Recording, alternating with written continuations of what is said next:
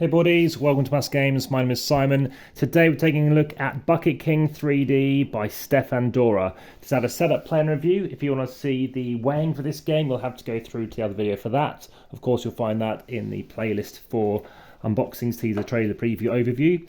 Whereas this is going to go, they had a setup plan review, the AmassGames playlist, the family weight playlist, the best of the month playlist, that even hit one of those ones as well. So this is a 2 to 6 player game. I even know somebody who introduced me to this game who's got 2 sets of this game, so you can play up to 12 with these lovely buckets. I do know that Jolly Thinkers apparently are no longer going to be making this, but I know Eagle Griffin apparently do make it. So there are various buckets. Aim of the game is to still have buckets left at the end. There is the standard game whereby if somebody runs out of buckets, he sees left. We've never played it that way. We always play the fun way, which is who's left last. Now, do bear in mind that does have player elimination, but it's so quick. I've sleeved mine. These are Mayday sleeves. So everyone's going to take 10 cards. 3, 4, 5, 6, 7, 8, 9, 10. And then you are going to assemble your buckets. And you probably want to be aware of what you do have. So if you've got lots of, well, in this case, it looks like I've got a lot of blues, then you might want to choose to put blues at the bottom, but you could also bluff. But for example, let me explain why you'll do that. So everyone's going to be playing a card, someone's going to play off initially, and you need to go higher than that value. For now, let's just construct that bucket pyramid though. Like I said, I do find it very interesting, especially this camera angle, to show you what your pyramid looks like. So there we go.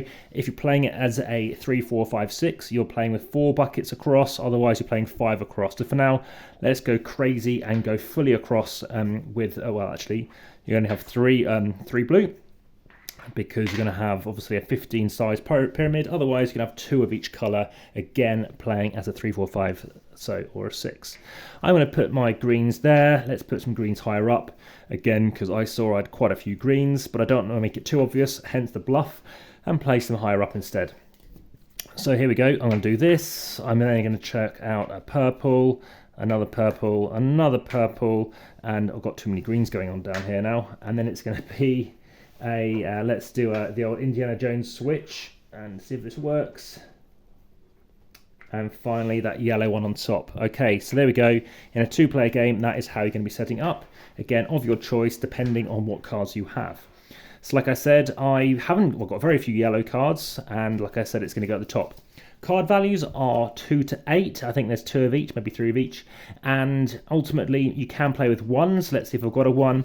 This is a variant, but we always play with it too. A 1 card basically represents the value 1. But because it's multicolored, you can play another card with it of a different color, and it'll add to it. So in this case, it's a 1 plus 2 is 3. So let's start off with someone playing, whoever this card is, they're saying, right, I'm playing a purple 3. Now, I don't want to necessarily be losing purple, because I've got to flick out with one finger, and anything that falls down, I'll lose. So let's go off and see what I have. Well, let's go in with a 5, okay? So I just say 5. Then they go, maybe they do go high, maybe they can't, maybe it's back to me, and I have to knock this off. In this case, anything that also knocks off, I lose 2. If that fall goes on there, you still lose it. So there we go, I'm now on to 5, but I get to lead off. So somebody else went on top of it, then it's my turn, so that goes off to the side pile. I lead off, and looking at this, I don't know, maybe I don't care about green anymore, and maybe someone else is really low on green for where all their buckets are. So then you continue going. So you can play 1 card, 2 or 3 cards. So you can play up to 3 cards. So I could choose to play, with these cards, I could play 16 blue. Now I did do that once. I played 16 of one colour, and someone then said 20. So 20 blue, whatever it was. So you have to follow suit, follow colour, and ultimately, yeah, then I lost some buckets. So pick your battles, see if it's worth just losing a bucket. So if you can go, or if you can't go, it's up to you. You can choose to say, well, you know, maybe you've got green cards for the green, let's say, but I can say, well, I'm just going to lose the bucket. And then you lead off, and maybe you want to lead with green, who knows. If you end up with a situation whereby that happens, then you've got to pick which one it is. So equally, that could occur, and you've got to pick which of these pyramids left you're going to have. Probably want to stick with that one, and that's how the game's going to continue. So, like I said, it's a bit of a showdown at the very end. Everyone's going to crowd around the last 2 people. It's interesting because if you do play a 1 card, you can play another card. When you do play a card, you must pick a card up at the end. So, start with 10 cards. So, for the first few rounds, maybe you'll stick with 10 cards. But as the game goes on, as you don't want to be losing your bucket pyramid, then you're going to have to start, obviously, playing higher values. So, if you played, like I said, 3 cards, you're still only picking up 1 card. That's important to remember. And if you played a wild card, so a 1 with say a 6, then any 1 cards you also draw up to replace that one too. So if you played these 2 cards, you draw 2 cards. So at most, what you could be playing is 6 cards if you played 3 1s and 3 obviously non-1s. That's the only time you can do it. Like I said, if you play a 1, you can play another blue in this instance, but otherwise you could choose to play obviously a different colour, so it's now worth 8. So what else do I think about the game? Well, you have wonderful artwork. You've got these lovely stories that build up. This lovely funky polar bear with a tin of fish, and then suddenly the fish jumps out and other stuff happen. So there's 5 different stories going on, 5 different characters, of which there are 3 different sort of, things that happen in this 3 different actions or 3 different emotions, 3 different events that happen with these various characters. Lovely pieces, great table presence. Like I said, I've very much enjoyed this. I'm the #1 ranked player in terms of amount of plays for this game too.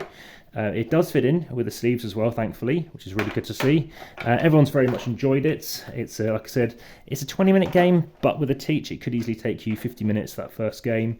But yeah, very much enjoy it. And like I said, it just about fits in with those sleeves.